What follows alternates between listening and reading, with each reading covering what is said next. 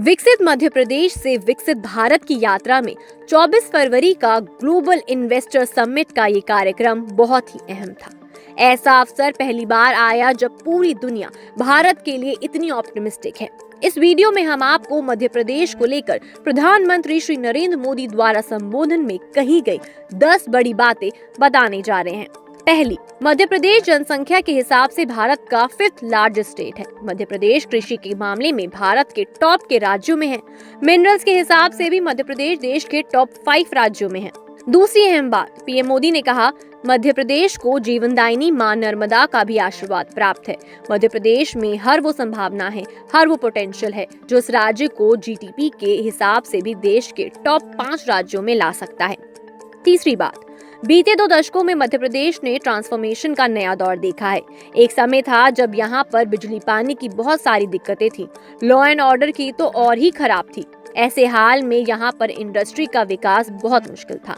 चौथी बात, बीते 2 दशकों में मध्य प्रदेश के लोगों के सपोर्ट से यहाँ की भाजपा सरकार ने गवर्नेंस पर फोकस किया। 2 दशक पहले तक लोग एमपी में निवेश करने से डरते थे। आज एमपी इन्वेस्टमेंट के लिए देश के सब राज्यों से टॉप के राज्यों में अपना स्थान बना लिया है। जिस एमपी में कभी खराब सड़कों के कारण बसें तक नहीं चल पाती थी, वो आज देश की ईवी क्रांति के लीडिंग स्टेट में से एक है। पांचवी बड़ी बात, जनवरी 2025 तक करीब 2 लाख ईवी एमपी में रजिस्टर्ड हुए। ये करीब 90% ग्रोथ दिखाता है कि एमपी आज मैन्युफैक्चरिंग के नए सेक्टर्स के लिए भी शानदार डेस्टिनेशन बनता जा रहा है।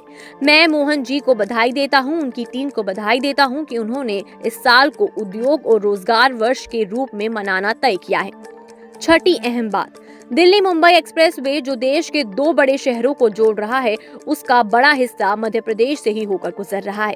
यानी एक तरफ मध्य प्रदेश को मुंबई के पोर्ट्स के लिए तेज कनेक्टिविटी मिल रही है, तो दूसरी तरफ नॉर्थ इंडिया के बाजार को भी ये कनेक्ट कर रहा है। 7वीं अहम बात, मध्य प्रदेश में लॉजिस्टिक्स से जुड़े सेक्टर की तेज ग्रोथ तय है।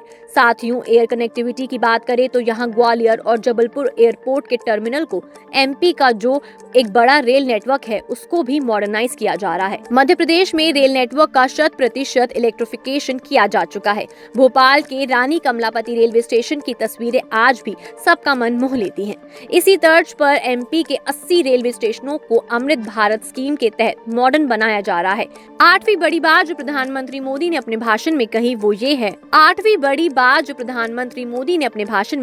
ये है।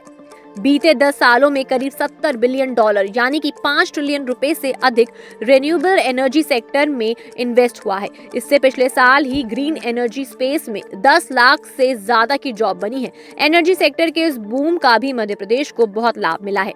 9वीं अहम बात, आज एमपी पावर सरप्लस है। यहाँ करीब 31,000 मेगावाट पावर जनरेशन कैपेसिटी है, जिसमें से 30% क्लीन एनर्जी है। रीवा सोलर प्लांट देश के सबसे बड़े सोलर पार्क में से एक है। अभी कुछ दिन पहले ही ओमकारेश्वर में फ्लोटिंग सोलर प्लांट शुरू हुआ। सरकार द्वारा बीना रिफाइनरी पेट्रोकेमिकल कॉम्प्लेक्स पर करीब 50,000 करोड़ रुपए का इन्वेस्ट किया गया। ये मध्य प्रदेश को पेट्रोकेमिकल का हब बनाने में मदद करेगा। 10वीं और आखिरी अहम बात जो प्रधानमंत्री मोदी ने अपने भाषण में कही वो ये है। टेक्सटाइल के सेक्टर को देखें तो भारत कॉटन, सिल्क और कोरिएस्टर का दूसरा सबसे बड़ा प्रोड्यूसर है। भारत का टेक्सटाइल सेक्टर करोड़ों लोगों को रोजगार देता है। भारत के पास टेक्सटाइल से जुड़ी एक पूरी ट्रेडिशन भी है और सिल्क भी है और एंटरप्रेन्योरशिप भी है। और मध्य प्रदेश तो एक प्रकार से भारत की कॉटन कैपिटल भी है।